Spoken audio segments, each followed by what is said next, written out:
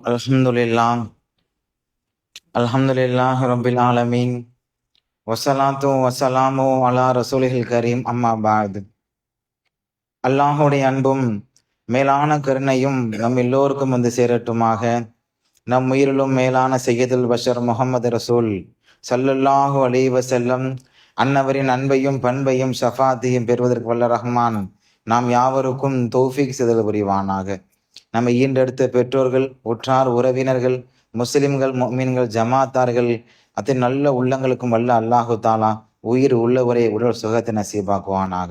இந்த ரமலானுடைய புனிதமான எல்லா விதமான இபாத செய்த நன்மைகளையும் நல்ல கூலிகளையும் வல்ல அல்லாஹு தாலா நம் எல்லோருக்கும் தந்தல் புரிவானாக. அல்ஹம்துலில்லாஹ். அல்லாஹுடைய நல்லடியார்களே, இன்று குர்ஆனிலே ஓதப்படும் பொழுது மக்ஃபிரத் சம்பந்தமாகவும் மற்றும் அல்லாஹுடைய ரஹ்மத் சம்பந்தமாகவும் நம்முடைய மதிப்பிற்குரிய ஹாஃபிஸ் அவர்கள் ஓதும் பொழுது அல்லாஹு தாலா இந்த ரமலானிலே எல்லா மக்களுக்கும் எல்லா விதமான நியாமத்துகளை தருகின்றான். குறிப்பாக இந்த 10 நாட்களிலே நமக்கு அல்லாஹு தாலா மிக உன்னதமான மக்ஃபிரத்தை தருகிறான். எவ்வளோ பாவங்கள் செய்தாலும், எவ்வளோ மோசமான தீமைகள் செய்தாலும், இந்த அடைந்திருக்கக்கூடிய இந்த ரமலானிலே 10 நாட்களிலே நாம் எப்பொழுதெல்லாம் அல்லாஹுடைய துவா கேட்கிறோமோ, பாவத்தை நினைத்து மோசமான அந்த தவறுகளை நினைத்து நாம் எப்பொழுது அல்லாஹுடைய துவா ஏந்தி கையேந்திய வண்ணமாக அல்லாஹுடைய இருக்கின்றோமோ, அப்பொழுது நம்முடைய பாவங்களை அல்லாஹ் மன்னிக்கின்றான். இதை பற்றி இமாம் பெருமக்கள் வரலாற்றிலே பதிவு செய்கிறார்கள். புகாரி ஹதீஸிலே ஒரு மனிதருக்கு சோதனை கொடுக்கிறோம், அந்த சோதனையில் இருந்து எப்படி நாம் மீள வேண்டும், அந்த சோதனையை நாம் எப்படி சாதனையாக மாற்ற வேண்டும், அந்த சோதனையில் இருந்து அல்லாஹுடைய பொருத்தம் எப்படி கிடைக்க வேண்டும். குர்ஆனிலே அல்லாஹு தாலா பறைச்சாட்டுகின்றான். ஒரு 3 சஹாபியை பற்றி குர்ஆனிலே ஒரு ஆயத்தை இருக்கிறான். அந்த 3 சஹாபியினுடைய தௌபாவை அல்லாஹ் ஏற்றுக்கொண்டு அவர்கள் செய்த அந்த தியாகத்தினால் அல்லாஹ் என்ன செய்கின்றான், குர்ஆனிலே அல்லாஹு தாலா அவர்களை பற்றி அத்தியாயத்தை அறிவிக்கிறான். காப் இப்னு மாலிக் ரலியல்லாஹு அன்ஹு அவர்கள் புகாரியிலே அறிவிக்கப்படுகிறது. காப் இப்னு மாலிக் ரலியல்லாஹு அன்ஹு மிக உன்னதமான ஒரு சஹாபி, ஒரு அழகான ஒரு கவிஞர், பெருமானார் இடத்தில் ஒப்புக்கொள்ளப்பட்ட கவிஞர், மதீனாவிலே சிறந்த மனிதர், மதீனாவிலே போற்றுதலுக்குரிய நல்ல மனிதர். காப் இப்னு மாலிக் ரலியல்லாஹு அன்ஹு அவர்கள் அண்ணல் பெருமானார் ஸல்லல்லாஹு அலைஹி வஸல்லம் அவர்கள் போருக்காக ஆயத்தமாக கொண்டிருக்கின்றார்கள். போருக்காக ஆயத்தமாகும் பொழுது காப் இப்னு மாலிக் ரலியல்லாஹு அன்ஹு அவர்கள் அவருடைய சுய வேலை, அவருடைய விவசாயிகளுடைய வேலையினால் நாளை போய்விடலாம், நாளை சென்று விட என்பதாக அப்படியே அவருக்கு காலம் சென்று கொண்டே இருக்கின்றது. போருக்கு படை ரெடியாக இருக்கின்றது. போரினுடைய படை ஆயத்தமாகி போருக்கு சென்று விட்டது. காப் இப்னு மாலிக் நாளைக்கு பேரலாம் பார்த்தோன்னா போகக்குள்ள சூழ்நிலை அமையவில்லை. மாறாக அண்ணல் பெருமானார் ஸல்லல்லாஹு அலைஹி வஸல்லம் அவர்கள் போரை முடித்து ஊருக்கு திரும்பும் பொழுது சஹாபா பெருமக்களிடத்திலே மசூரா செய்கிறார்கள். யாரெல்லாம் நல்ல முறையில் இன்னைக்கு போருக்கு வரல, யாரெல்லாம் போர் நல்ல முறையில் முடிச்சு வந்தாங்க என்பதாக சஹாபா பெருமக்களிடத்திலே விவரிக்கும் பொழுது அந்த சஹாபிகள் எல்லாம் சொல்லுகின்றார்கள், காப் இப்னு மாலிக் வரவில்லை, இன்னும் 2 தோழர்கள் வரவில்லை, இன்னும் சில சஹாபிகள் வரவில்லை என்பதாக சொன்ன மாத்திரத்தில் எல்லோருக்கும் அழைப்பு கொடுக்கப்படுகிறது. என்ன காரணம், என்ன ரீசன், எதற்காக வரல போருக்காக? இப்படி ஒவ்வொரு சஹாபிகளையும் ஒவ்வொரு நபர்களும் அழைக்கும் பொழுது ஒவ்வொருவர்களும் ஏதாவது ஒரு தகவலை சொல்லிவிட்டு செல்கிறார்கள். ஆனால் சில நபர்கள் சொன்னதிலும் பொய் இருக்கின்றது, பெருமானாருக்கு தெரியும். இருந்த போதிலும் அல்லாஹ்விற்கும் அவருக்கும் உள்ள அந்தரங்கமான விஷயத்தில் நாம் தலையிட வேண்டாம் என்பதற்காக அண்ணல் பெருமானார் சில நபர்களை விட்டுவிட்டார்கள். ஆனால் காப் இப்னு மாலிக் ஒரு உன்னதமான தோழர், ஒரு நேசத்திற்கும் பாசத்திற்குரிய ஒரு தோழர். அவரை அழைக்கும் பொழுது என்ன காரணம் என்று பெருமானார் கேட்டார்கள். கேட்ட மாத்திரத்திலே காப் இப்னு மாலிக் சொன்ன வார்த்தை, யா ரசூலல்லாஹ், ஒரு சின்ன வேலையாக அமைந்து விட்டது, என்னால் வர முடியவில்லை. உடனே அல்லாஹ் தஆலா அறிவிக்கின்றான், அண்ணல் பெருமானாரிடத்திலே வகி இறக்கின்றான், காப் இப்னு மாலிக்கை ஊரை விட்டு ஒதுக்கி வைக்க வேண்டும், அவரிடத்தில் யாரும் பேசக்கூடாது, எந்த ஒரு கொடுக்கல் வாங்கல் இருக்கக்கூடாது, அவர் எந்த ஒரு முனாஜாத் இருக்கக்கூடாது, எந்த ஒரு மசூரா இருக்கக்கூடாது, யார் அவரிடத்திலும் பேசக்கூடாது, சலாம் உரைக்க கூடாது என்பதாக அல்லாஹு தஆலா அண்ணல் பெருமானாரிடத்திலே கட்டளையிட்டு பெருமானார் ஸல்லல்லாஹு அலைஹி வஸல்லம் சொன்ன மாத்திரத்தை சமுதாயத்துக்கு அறிவிக்கிறார்கள். அப்பொழுது காப் இப்னு மாலிக் கடுமையான கவலை. ஏனென்றால் அவருடைய மூச்சு பெருமானார், அவருடைய பேச்சு பெருமானார், அவருடைய உணவு பெருமானார், அவர் ரத்த நாளங்கள் பெருமானார், அவருடைய வாழ்வதே பெருமானார் தான். அவரால் சாப்பிடாமல் இருக்க முடியும், அவரால் உறங்காமல் இருக்க முடியும், ஆனால் பெருமானாரை பேசாமல் இருக்க முடியாது, பெருமானாரை பார்க்காம இருக்க முடியாது, பெருமானாரை சலாம் இருக்க முடியாது. அந்த அளவுக்கு முஹப்பத், அந்த அளவுக்கு இஷ்கு, அந்த அளவுக்கு அன்பான ஒரு காதல் அண்ணல் பெருமானாரத்திலே. உடனே பெருமானா சொன்ன மாத்திரத்திலே அதி உள்ளாகும் அதி ரசூல், பெருமானா சொன்னதை பின்பற்றி விட்டு என்ன செய்கிறார்கள், காபி இப்னு மாலிக் அவர்கள் வீட்டுக்கு செல்கிறார்கள். செல்லும் பொழுது அவருக்கு மனசுல கடுமையான கவலை. என்ன, அல்லாஹ் தஆலா இவ்வளவு பெரிய சோதனை கொடுத்து விட்டானே, நம்ம அந்த அளவுக்கு பெரிய பாவம் பண்ணவில்லையே, இருந்தாலும் அல்லாஹ் சோதனை கொடுக்கின்றான், அந்த சோதனையை வெற்றி வர வேண்டும், அதுதானே மிகப்பெரிய ஒரு சாதனையாக அமைய வேண்டும் என்பதற்காக காபி இப்னு மாலிக் ரலியல்லாஹு அன்ஹு வீட்டுக்கு செல்கிறார்கள். சென்று அப்படியே கவலையோட மனைவி இடத்துல சொல்றாங்க, இது பெருமானா சொல்லிட்டாங்க, யாரும் என்கிட்ட பேசக்கூடாதான், ஊரை விட்டு ஒதுக்கி வச்சுட்டாங்க, கொடுக்கல் வாங்கல் எதுவுமே இருக்க கூடாது. உடனே கவலையோட அந்த மனுஷன் இஸ்திக்பார் செய்யறாங்க, துஆ கேட்கிறாங்க, அல்லாஹ்விடத்துல முனாஜாத் செய்யறாங்க, கூட இருந்தக்கா தொழுகிறாங்க. உடனே காலங்கள் சென்று கொண்டே இருக்கிறது. கிட்டத்தட்ட ஒரு 40 நாள் வருது. 40 நாளுக்கு முன்னாடி உள்ள என்ன செய்யுது, ஒரு பஷாரனுடைய நாட்டினுடைய மன்னருடைய ஒரு ஓலை வருகிறது. ஒரு தோழர் வருகிறார், வந்து மதீனாவில் இருந்து வருகின்றார். வரும் பொழுது காபி இப்னு மாலிக்கை சந்திப்பதற்காக. எல்லாரும் காபி இப்னு மாலிக்கை பேசக்கூடாது, அதான் சட்டம். அப்படி இருக்கும் பொழுது அந்த மனிதர் காபி இப்னு மாலிக்கை தேடி வருகிறார். அவருடைய கையில கடிதம் இருக்கிறது. அந்த கடிதத்தில் என்ன இருக்கின்றது, மன்னர் எழுதியிருக்கின்றார். அந்த பஷாரனுடைய நாட்டினுடைய மன்னர் அந்த கடிதத்தில் எழுதியிருக்கின்றார், யா காபி இப்னு மாலிக் ரலியல்லாஹு அன்ஹு அவர்களே, உங்களை பெருமானார் ஒதுக்கி விட்டார்கள், உங்களை சஹாபாக்கள் ஒதுக்கி விட்டார்கள் என்ற செய்தி கேட்ட மாத்திரத்திலே உங்களுக்கு கடிதம் ஒன்று அனுப்பியிருக்கின்றேன். நீங்கள் அவர்களை விட்டுவிட்டு என்னிடத்தில் வந்தால் நாங்கள் என்ன செய்கின்றோம், அரசாட்சியிலே பாதி அரசாட்சி கொடுத்து விடுகின்றோம், அரசரையும் பாதி பதவியை கொடுத்து விடுகின்றோம், உங்களுடைய நாட்டிலே எல்லா விதமான பொருளையும் நீங்கள் ஈட்டுக் கொள்ளலாம் என்பதாக அந்த நாட்டினுடைய மன்னரிடத்தில் ஒரு ஓலை வருகின்றது. காபி இப்னு மாலிக் ரலியல்லாஹு அன்ஹு அவரிடத்திலே பாத்திர மாத்திரத்திலே அவருக்கு என்னடா ஹாதா இபுதலா, இன்னும் சோதனை நம்மளுக்கு இன்னும் அல்லாஹ் சோதனை கொடுக்கிறான்னு நினைச்சாங்க. அந்த கடிதத்தை வாங்கி அப்படி கிழிச்சு நெருப்பத்துக்கு போட்டுறாங்க. போட்டுக்கிட்டு அல்லாஹ் இதுவும் ஒரு சோதனை தருகின்றான். உடனே அங்க இருந்து ஒரு 40 நாள் கழித்த கொண்டு ஒரு சஹாபி வேகமாக ஓடி வருகின்றார் காபி இப்னு மாலிக்கை சந்திப்பதற்காக. என்ன, உடனே அவருக்கு சந்தோஷம். என்ன சந்தோஷம், ஆஹா நம்மளுக்கு மன்னிப்பு கிடைத்து விட்டது, அல்லாஹ்விடத்திலிருந்து மன்னிப்பு கிடைத்து விட்டது, பெருமானாரிடத்திலே மன்னிப்பு கிடைத்து விட்டது என்பதாக வேகமாக ஓடி வருகிறார். வந்த உடனே என்ன, வேகமா அப்படியே சந்தோஷமா பார்க்கிறாங்க.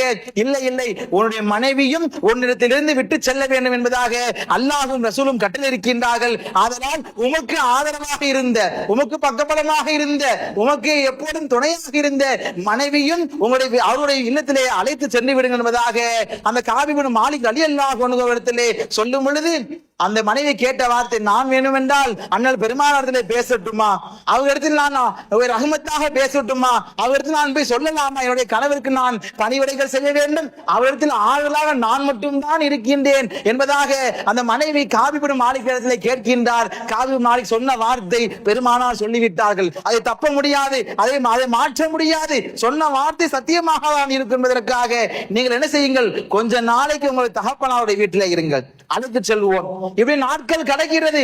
அவளுக்கு இன்னும் கடுமையான சோதனை, கடுமையான கவலை. உடனே பள்ளியின் பக்கம் செல்கிறார்கள். அண்ணல் பெருமானார் ஓரத்தில் தொழுகிறார்கள். தொழுதும் பொழுது அந்த காபி இப்னு மாலிக் ஓர கண்ணால பாக்குறாங்க பெருமானார. ஆகா, பெருமானார் ஒரு தடவை பாத்திர மாட்டாங்களா, பெருமானார் திரும்பிட மாட்டாங்களா, பெருமானார் பார்வை பற்றாதா நினைச்சினாங்க. காபி இப்னு மாலிக் கவலையோட, சோகத்தோட, துன்பத்தோட, அப்படியே துக்கமா ஏக்கத்தோட நினைச்சினாங்க. பெருமானார பார்க்கிறாங்க, எப்படியாவது ஒரு முறை பாத்திர மாட்டாங்களா, பார்த்து சந்தோஷமா சிரிச்சிட மாட்டாங்களா, சலாம் உரைத்திட மாட்டாங்களா, கண் அசைச்சிட மாட்டாங்களா, அப்படியே ஏக்கம் பாசம். எப்படி தாய் பிள்ளை பிரிஞ்சு அப்படி தேடும் பொழுது அதை விட பாசம் காபி இப்னு மாலிக் ரலியல்லாஹு அன்ஹு அவர்கள் அண்ணல் பெருமானாரை பார்க்கிறார்கள். ஏக்கத்திலே அப்படியே கவலைகிறார்கள். ஆனால் பெருமானார் பார்க்கவில்லை. என்ன காரணம், அல்லாஹ்வுடைய கட்டளை, அல்லாஹ்வுடைய சட்டம், அதை நிறைவேற்றி ஆக வேண்டும். அப்பொழுது காபி இப்னு மாலிக் பார்த்த வண்ணமாக அப்படியே தெருவுல நடந்து போறாங்க. தன்னை மறந்து, தன்னுடைய உடலை மறந்து, தன்னுடைய நாணங்களை மறந்து அப்படி நடந்து செல்கிறார்கள். எந்த ஹாலத்தில் இருக்கின்றார் என்று தெரியாமல் நடந்து செல்கிறார்கள். சில பேர் காபி இப்னு மாலிக் அப்படியே வீட்டுல அப்படியே சோர்ந்து உட்கார்ந்துடுறாங்க. கவலையோடு அழுது நினைச்சாங்க, உட்கார்றாங்க. அல்லாஹ் பாவத்தை மன்னித்திரியா, அல்ல தெரியாம பண்ணிட்டேயா, அல்ல மன்னித்தியுடைய நினைச்சாங்களே, தேம்பி தேம்பி தேம்பி அழுகுறாங்க அல்லாஹ்விடத்துல. ஒரு 50 நாட்கள் முடிந்த பின்பு அல்லாஹ் தஆலா குர்ஆனிலே பறைசாட்டுகின்றான். அந்த காபி இப்னு மாலிக் அவர்களும் அவரை சேர்ந்த இரு தோழர்கள் நான் என்ன செய்து விட்டேன், மன்னித்து விட்டேன், அவரை அங்கீகரித்து விட்டேன் என்ற அந்த சுபசோதனம் ஆயத்து வந்த உடனே காபி இப்னு மாலிக் இருந்த நண்பர்கள் எல்லாம் நினைச்சாங்களா, மலைக்கு மேல ஏறிக்கிட்டு காபி இப்னு மாலிக் உங்களை சுபசோதனம் அல்லாஹ்வும் ரசூலும் உங்களை மன்னித்து விட்டார்கள், அல்லாஹ்வும் ரசூலும் உங்களை மன்னித்து விட்டார்கள், நீங்கள் வாருங்கள் பெருமாளுடைய தர்பாருக்கு என்று சொன்ன உடனே வேகமா அந்த குதிரை எடுத்துட்டு சஹாபிகள் எல்லாம் ஓடி வராங்க காபி இப்னு மாலிக்க பார்க்க. அந்த செய்தி அவங்களுக்கு தெரிஞ்சிருச்சு. இருந்தாலும் யாரு முதல்ல சொல்ல வராங்களோ என்ன செய்யறாங்க, அவங்களுடைய சட்டைகளை கழட்டி கொடுக்கறாங்க, செல்வத்தை கழட்டி கொடுக்கறாங்க, பொருளாதாரத்தை கொடுக்கறாங்க. சந்தோஷமா பெருமானாரை பார்த்து வச்சுனாங்களாம், யார சொல்லல எங்கிட்ட ஒட்டுமொத்த சொட்டு என்ன செய்யறேன், நான் உங்களுக்காக எழுதி வைக்கிறேன், இஸ்லாத்திற்காக எழுதி வைக்கிறேன், உங்களுடைய சமுதாயத்திற்காக எழுதி வைக்கிறேன். காபி மாலிக் சந்தோஷத்துல ஓடி வராங்க. வந்த உடனே பெருமானார் என்ன செய்யறாங்க, அவங்களை முசாபா செய்து விட்டு அவளுக்காக நல்ல முறையில் துஆ செய்தார்கள். இதுல நாம் விளங்கக்கூடிய என்ன செய்தி என்றால், எந்த கவலையாக இருந்தாலும் எந்த சோதனையாக இருந்தாலும் செய்யணும், பொறுமையாக இருக்க வேண்டும், ரப்பிடத்தில் துஆ கேட்க வேண்டும். நம்முடைய கவலைகள் நிகழ்கின்றதா, பாவங்கள் நிகழ்கின்றதா, நாம் எல்லோரும் என்ன செய்ய வேண்டும், அல்லாஹ்விடத்திலே புனிதமான ரமலானுடைய மாதத்தில் இருக்குமே ஆனால் அந்த ரமலானுடைய மாதத்திலே எவ்வளவு பாவங்கள் செய்தாலும் சரிதான், எவ்வளவு கவலைகள் இருந்தாலும் சரிதான், எவ்வளவு சோதனைகள் இருந்தாலும் சரிதான், எல்லாத்தையும் சரி பண்ணதுக்கு யார் இருக்கின்றான், தயாராக அல்லாஹ் இருக்கின்றான். அப்படி இருக்கும் பொழுது நாம் எல்லாம் எவ்வளவு கவலையாக இருந்தாலும் எவ்வளவு துக்கமாக இருந்தாலும் அல்லாஹ்விடத்தில் நாம் என்ன செய்ய வேண்டும், முன்னாடி சன்னிதானத்திலே வர வேண்டும், அல்லாஹ்வுடைய தர்பாரிலே வர வேண்டும், வந்து அல்லாஹ்வுடைய இல்லத்திலே வந்து தொழுது நம்முடைய குடும்பத்திற்காக உறவுகளுக்காக பாவ மன்னிப்பு கேட்க வேண்டும். இந்த நல்ல நாட்கள் அல்லாஹும் மக்ஃபிர் லனா ذுனூபனா வ ஹதாயானா குல்லஹா யா ரப்பல் ஆலமீன் அஸ்தக்ஃபிருல்லாஹல் அலீம் வ அத்தூபு இலைஹி. ஒவ்வொரு முறையா ஓதிக்கிட்டே இருக்கணும். ஏன்னா பிறந்தில் இருந்து எவ்வளவோ பாவங்கள், பொறாங்கள் இப்படி ஏகப்பட்ட பாவங்கள் செய்திருப்போம். அதெல்லாம் நம்ம என்ன செய்யணும், தவிர்ந்திருக்க வேண்டும். என்றால் காபி இப்னு மாலிக் எப்படி ஒரு உயர்ந்த சுகத்தை அல்லாஹ் கொடுத்தானோ, உயர்ந்த அந்தஸ்தை கொடுத்தானோ, உயர்ந்த குர்ஆனிலே அல்லாஹ் தஆலா பதிவு செய்யப்பட்டானோ, அதே நமக்கு காட்சியளிக்க வேண்டும் என்றால், நமக்கும் வந்து பாக்கியம் வேண்டும் என்றால் என்ன செய்ய வேண்டும், அல்லாஹ்விடத்திலே அழகான முறையில் பாவ மன்னிப்பு கேட்க வேண்டும். அடுத்ததாக இமாம் பெருமக்கள் வரலாற்றை பதிவு செய்கிறார்கள். 3 செய்திகள் நாம் நிறைவு செய்வோம் இன்ஷா அல்லாஹ். 3 செய்திகள். முதலாவதாக நம்முடைய வாழ்க்கையிலே 3 விஷயம் இல்லைன்னா நம்ம ஈமானால நல்ல முறையில் மறைக்க முடியாது. ஈமான் நம்மளை விட்டு போயிரும். நம்ம நோன்பு வச்சிருப்போம், சதக்கா கொடுத்திருப்போம், ஜகாத்து கொடுத்திருப்போம், ஏகப்பட்ட அமல் செஞ்சிருப்போம், எல்லாம் சரிதான். ஆனா ஈமானோட மரணிக்கிறது முக்கியமான விஷயம். அந்த ஈமானுடைய யார் எல்லாருக்கும் அல்லாஹ் எல்லா விதமான நன்மைகளை கொடுத்திருப்பான், எல்லா பலாபலனை கொடுத்திருப்பான். ஆனா 3 விஷயங்கள் நம்முடைய வாழ்க்கையில இல்லைன்னா நம்ம கடைசியில மௌத்தாகும் பொழுது ஈமானே இல்லாம ஆகிவிடும். அல்லாஹ் பாதுகாக்கணும் நம்ம எல்லோரையும். அதில் முதலாவதாக நம்ம யார், மன் தரக்க சுக்ரி அனில் இல்லாஹி தஆலா, யார் நமக்கு கொடுக்கப்பட்ட நியாமத்துகளுக்கு அல்லாஹ்வுக்கு சுக்ர் செய்யாம விட்டோமோ கடைசி மௌத்துடைய நிலைமை ஈமான் இருக்காது. அப்ப நமக்கு அல்லாஹ் எவ்வளவு நியாமத்து தரான், எவ்வளவு விதமான பாக்கியங்களை தரான். உடல்ல இருந்து எல்லா விதமான ஆகாரம், பொருளாதாரம், இல்லங்கள், உறவுகள், உற்றார், இப்படி ஏகப்பட்ட நியாமத்து அல்லாஹ் தருமாம். எல்லாரும் என்ன செய்யணும், அல்லாஹ்விடத்துல துஆ செய்யணும். இதுதான் அல்லாஹ் பறைச்சாட்டுகின்றான், இன் ஷக்கர்தும் லஅஸீதன்னக்கும், நீங்க சுக்ர் செய்யுங்க, நான் என்ன செய்யறேன், அதிகப்படுத்துறேன். அப்போ நம்முடைய வாழ்க்கையில எந்த மனிதர் கொடுத்த விஷயத்திற்காக சுக்ர் செய்யவில்லையோ அவர் முழுமையான முறையில் ஈமான்தாரனாக மரணிக்க முடியாது. முதல் விஷயம். இரண்டாவதாக, எப்பொழுது மௌத்தாகி விடுவோம், அந்த மௌத்தாகி விடுவதற்காக நாம் மௌத்தை நினைத்து கொண்டே வாழ வேண்டும். மௌத்தை நினைத்தால் வாழ்க்கையில பாவம் செய்ய மாட்டோம், எந்த ஒரு கெடுதிகள் நினைக்க மாட்டோம், எந்த ஒரு துன்பமான காரியங்கள் நினைக்க மாட்டோம். எப்பொழுது உள்ளங்களே மௌத் என்ற ஒரு செய்தி உள்ளங்களே அப்படியே பதிவு செய்யப்படுகின்றதோ என்றால் எல்லாரும் எல்லா நாட்களிலுமே கட்டாயமாக மௌத் ஆகிவிடவே தீர்வோம். குல்லு நஃப்ஸுன் தாயிகத்துல் மௌத், ஒவ்வொரு ஆத்மாவும் மரணத்துடைய சுவையை சுவைத்து விட்டே தேரும் என்பதாக அல்லாஹ் பறைச்சாட்டி விட்டான். அதுதான் உண்மை. எல்லோரும் கட்டாயமாக மரணிக்கப்படுவோம். ஆனால் ஒவ்வொரு நேரம் பாவங்கள் செய்யும் பொழுது, பிறரை பற்றி புறம் பேசும் பொழுது, பிறரை பற்றி ஏதேனும் தவறுகள் கூறும் பொழுது, பிறரை பற்றி இழிவாக பேசும் பொழுது, பிறருடைய பொருளாதாரத்தை அபகரிக்கும் பொழுது உள்ளங்களை எப்படி நினைக்க வேண்டும், ஆஹா நம்முடைய எப்போது மௌத் வந்துவிடும் என்று நாம் உள்ளத்தில் நினைத்து விட்டோமே ஆனால் பாவத்தை விட்டு தவிர்த்து விடுவோம். இது இரண்டாவதாக விஷயம். அப்பொழுது நாம் எப்பொழுதெல்லாம் மௌத்தை நினைக்கவில்லையோ, பாவங்கள் செய்து கொண்டிருக்கின்றோமோ, அல்லாஹ் என்ன செய்கிறான், ஈமான் இல்லாமல் மரணிக்க வைத்திருக்கின்றான். மூன்றாவதாக இமாம் பெருமக்கள் வரலாற்றில் பதிவு செய்கின்றார்கள், லுலுமு அனில் முஸ்லிமீன், யார் முஸ்லிம்களுக்கு அநீதி செய்கின்றார்களோ, யாரு முஸ்லிம்களுக்கு அநீதி செய்கின்றார்களோ, அநீதி என்பது பொருளாதாரத்தை அபகரிப்பதல்ல, அவர்களுடைய கண்ணியத்தை பேணாமல் அவர்களை பற்றி இழிவாக பேசும் பொழுது, அவருடைய நல்ல நடத்தைகளை தவறாக பேசும் பொழுது, அவர்களை பற்றி ஏதேனும் கருத்துக்களை பிறரிடத்திலே அப்படியே மசூரா செய்யும் பொழுது, இதுவெல்லாம் ஒரு முஸ்லிமான அடியார்களுடைய அநீதியிலே கட்டுப்படுகின்றது. எந்த மனிதர் ஒரு மனிதருக்காக அநீதி செய்கின்றார்களோ, எந்த மனிதர் அதனுடைய மனிதனுடைய தேவையில்லாத விஷயத்தை ஆராய்கின்றார்களோ, அவருடைய கடைசி நேரங்களில் எப்படி ஆகும்? ஈமான் இல்லாதாக மறைத்து விடுவார்கள். அல்லாஹ் எல்லாரையும் பாதுகாக்க வேண்டும். அதில் சரகளை அறிவிக்கிறார்கள். அந்த ஈமானுடைய நுணுமுடைய விஷயங்களிலே ஹக்கு, யார் ஒருவர் ஹக்கை நிலைநாட்டாமல் இருக்கின்றார்களோ, யார் உண்மை நிலைநாட்டாமல் இருக்கின்றார்களோ, அவர்கள் யார்? கடைசியில ஈமான்தாரியாக மரணிக்க முடியாது. என்ன ஹக்கு நமக்கு தெரியும், இது சரி என்று தெரியும், இது தவறு என்று தெரியும். அந்த இடத்தில் சுட்டி காமிக்கவில்லை என்றால், தவறை சரி செய்யவில்லை என்றால், உண்மையை நாம் மறைத்து விட்டால் அதுவும் ஹக்குக்கு புறம்பான விஷயமாக தான் இருக்கும் என்பதாக இமாம் வரலாற்றிலே பதிவு செய்கின்றார்கள். இந்த சமுதாயத்தை நாம் எல்லாம் கவனிக்கின்றோம். தராவியாக தொழுகை, நம்முடைய பெருநாள் தொழுகை நெருங்கிக் கொண்டிருக்கின்றது. அது மட்டுமில்லாமல் ரமலானிலே அதிகமான தான தர்மமான காரியங்கள் எல்லாம் செய்கின்றோம். இருந்த போதிலும் சில மக்கள் 8 ரக்காத்தில் செஞ்சிடறாங்க, தொழுகை முடித்து ஓடி விடுகிறார்கள். சில நபர்கள் தராவிய தொழுகாமல் இருக்கின்றார்கள். சில நபர்கள் ஏனோதானமாக அவருடைய வாழ்க்கை கடந்து சென்றிருக்கின்றார்கள். இந்த ஹக்கை நாம் நிலைநாட்டவில்லை என்றால் நம் சமுதாயத்தில் இருந்து ஒரு பிரயோஜனமே இல்லை. மாறாக அவர்களுக்கு வழி நடத்த வேண்டும், அவர்களை அழகான முறையில் புனரமைக்க வேண்டும். அவர்களுக்கு ஷரியத்துடைய சட்டம் தெரியவில்லை, அவர்களுக்கு என்ன செய்ய வேண்டும் என்று தெரியாதனால் தான் அவர்கள் தராவியில் 8 ரக்காய் தொழுதுவிட்டு ஓடுகிறார்கள். இதெல்லாம் கவலை கொள்ள வேண்டும். நம்முடைய ஊர் ஒரு புனிதமான ஊர், அதிலையும் புனிதமிக்க மதசார்புடைய ஊர்.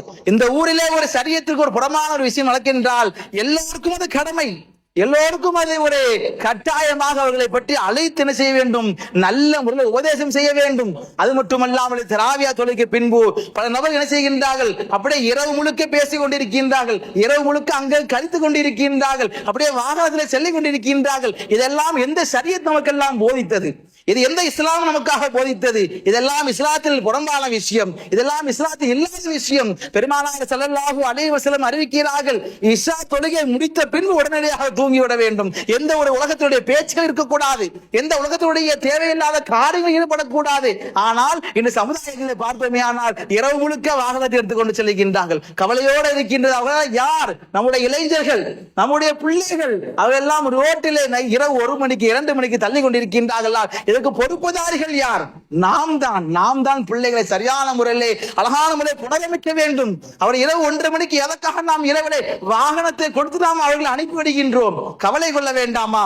ஒரு வாரத்துக்கு முன்னால் 1:30 மணிக்கு ரயில்வே ஸ்டேஷனுக்கு போயிட்டு வரும்போது கிட்டத்தட்ட 14 பிள்ளைங்க நம்முடைய ரயில்வே கேட்டுக்கு தாண்டி நிக்கிறாங்க. எத்தனை வயசு? 15 வயசு, 16 வயசு, 17 வயசு தான். அவங்க எல்லாம் யார் அவர்களுக்கு அனுமதி கொடுத்தார்கள்? இதெல்லாம் இஸ்லாம் போதித்ததா?